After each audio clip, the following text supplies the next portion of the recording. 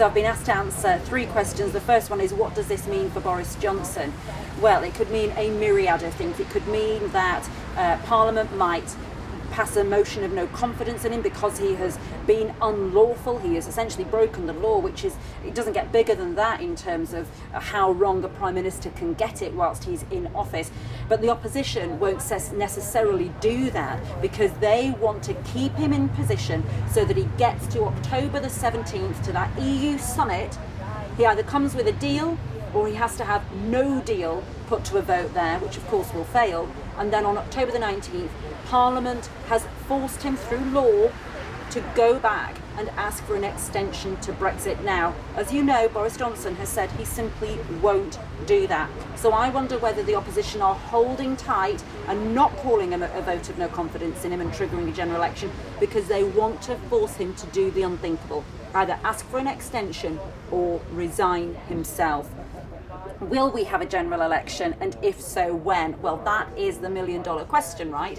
So, if there were to be a general election called now, for example, there are certain things that would have to happen. If it was through a motion of no confidence, it'd have to be 2 weeks where the opposition tried to find another way to run the country, another government.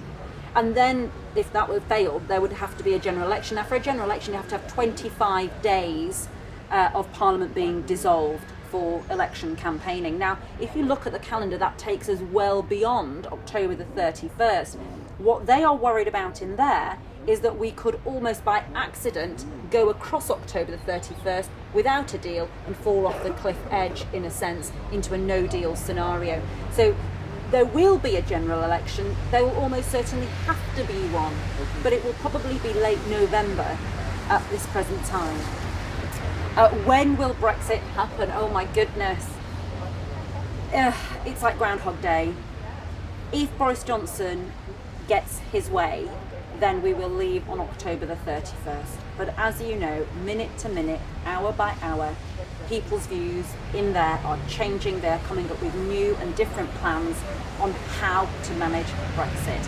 I think October the 31st is looking more unlikely today than it was yesterday because of the Supreme Court ruling.